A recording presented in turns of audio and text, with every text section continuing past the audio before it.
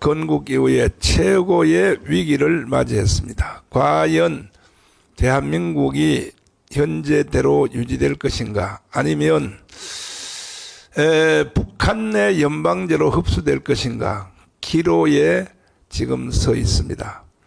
이것은 딱 두 사람의 대표성이 그렇게 만들고 있습니다. 하나는 윤석열 대통령이고 또 하나는 누구냐, 이재명입니다. 그래서 어떻게 하여 대한민국이, 윤석열 대통령은 그래도 국가를 대표하는 대통령이니까 당연하지만 일개 야당의 대표인 이재명이가 이 국가를 뒤흔들고 결국은 자기의 목표대로 가려고 발악을 하는 것 같습니다. 발악을.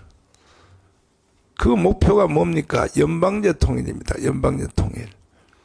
이것은 결국은 그 자기들의 더불어민주당의 당헌 당규 6번에 이미 벌써 딱 박아놓고 있어요. 그래서 이 더불어민주당을 우리는 위헌정당이라고 하는 겁니다. 위헌정당. 반드시 해체시켜야 됩니다. 아니, 연방제 통일, 누구 마음대로 연방제 통일입니까? 국민 투표를 해봤어요? 아니면 국회에 동의를 받아봤어요? 아무 절차 없습니다.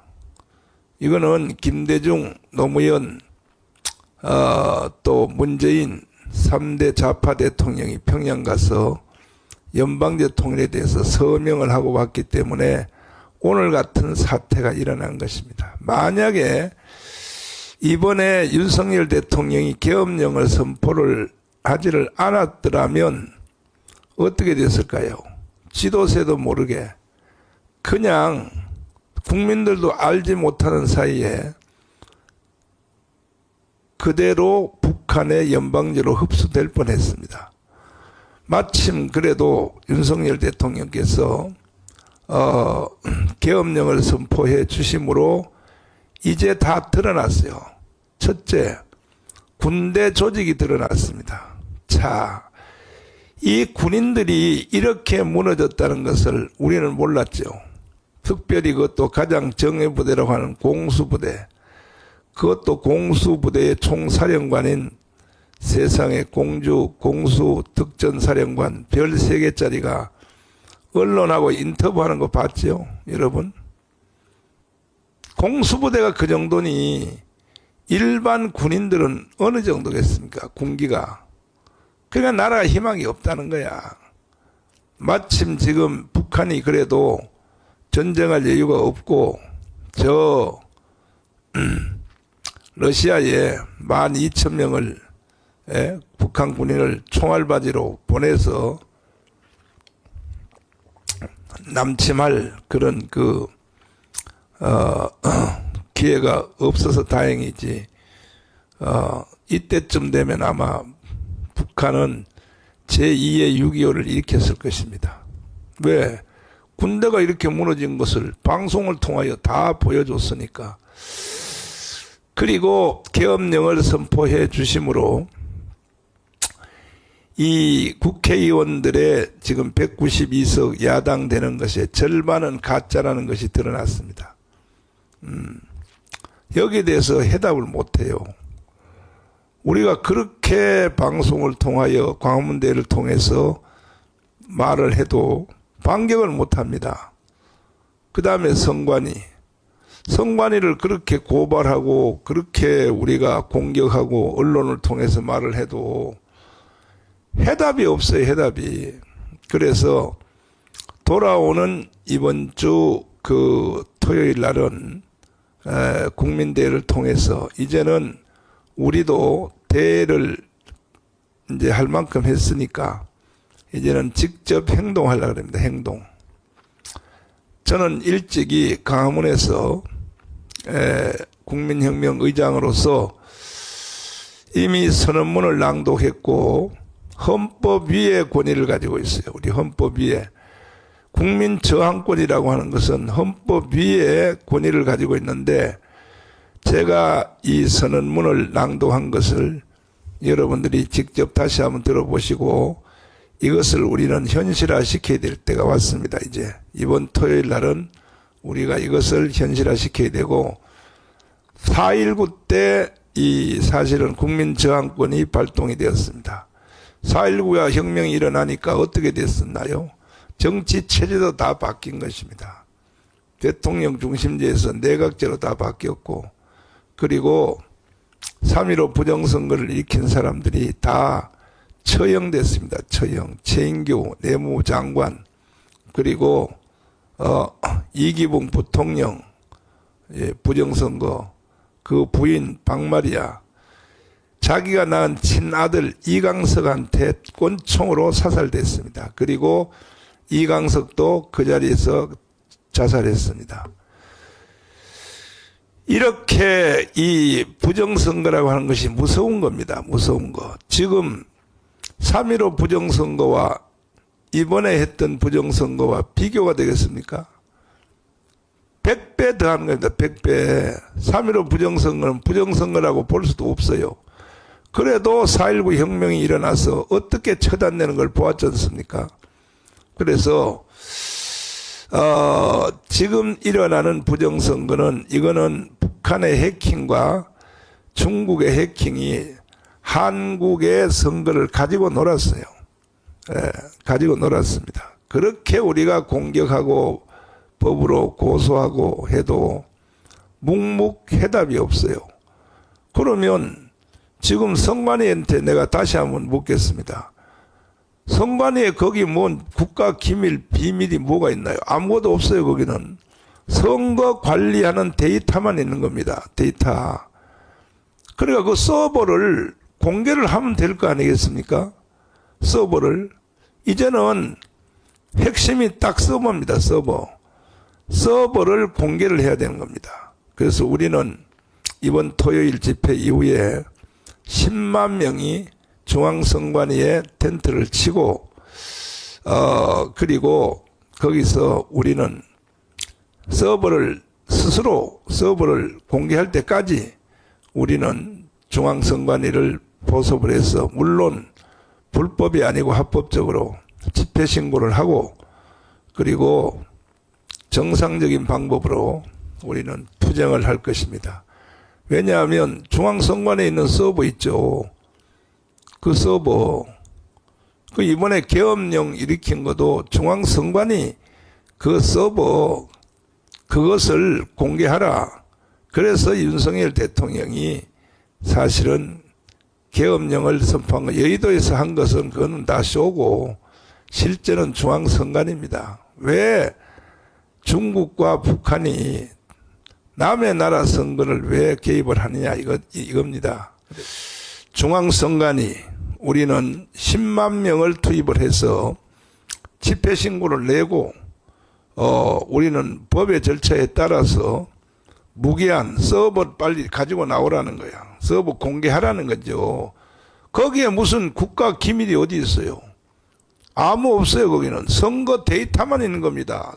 거기는 자기들도 이미 그 홈페이지에 다 공개해 놨잖아요. 근데 그것이 사실인지 확인 한번 해보자는 거야.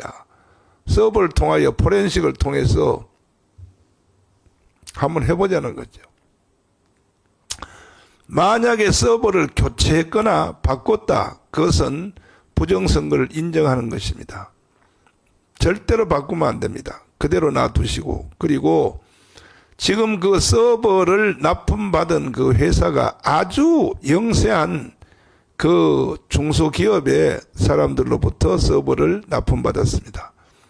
그런 것은 대기업한테 공개 경쟁을 통해서 서버를 납품받아야죠. 이게 비밀번호도 또 문제가 있어요. 1, 2, 3, 4, 5.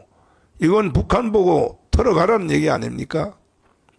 비밀번호를 여러분 개인 핸드폰 번호가 1, 2, 3, 4, 5로 하는 사람 있나요? 그거는 적들로부터 털어가라고 하는 증거 아니겠습니까? 그래서 이것은 있을 수가 없는 얘기고 이거는 북한의 해킹 부대와 중국의 해킹 부대가 그동안에도 그 전에도 이미 벌써 대한민국의 선거를 가지고 노린 것입니다. 그래서 우리는 절대로 거기서 용납할 수 없고, 그리고 헌법재판소는 빨리 해체하기를 바랍니다. 더 이상 우리가 거기서 무기한 투쟁하기 전에 헌법재판소는 왜 해체해야 되느냐? 아니, 대통령을 고발한 제목이 내란수계 아닙니까? 내란수계. 그런데 더불어민주당에서 국회에서 내란수계는 취소했어요. 그럼 대통령을 고발한 그 제목이 내란수계라면 더불어민주당에서 자기들이 스스로 내란수계를 빼버렸어요. 그러면 이거는 무혐의 아닙니까? 그럼 헌법재판소는요, 그런데도 지금도 무슨 윤석열을 재판하겠다, 재판할 권리가 있어요? 아니, 핵심적인 내란 수기가 빠졌는데 이것도 더불어민주당하고 같이 공유한 그 헌법재판소 재판관 중에 그 전화 통화하는 거 다 드러난 거 보셨죠? 아니, 더불어민주당하고 그렇게 내통하면서 그 증거가 다 드러났지 않습니까? 전화 통화에서. 그런 짓을 하고도 헌법재판소가 존재한다고 생각합니까? 해체하십시오. 해체 안 하면 우리는 법을 지켜가면서 헌법재판소에서 무기한, 우리가 거기도 10만 명을 투입을 해서 무기한 우리가 농성을 할 것입니다. 또 세 번째는 공수처입니다. 공수처는 문재인 때 원래 이거는 만들어지지 않았어야 될 단체입니다. 결국은 문재인이, 이놈이 간첩입니다. 간첩. 문재인은 간첩입니다.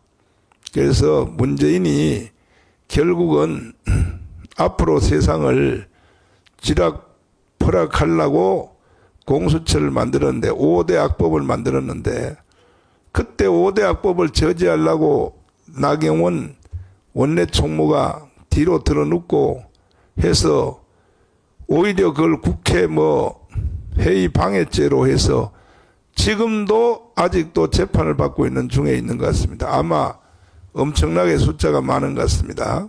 그 당시에.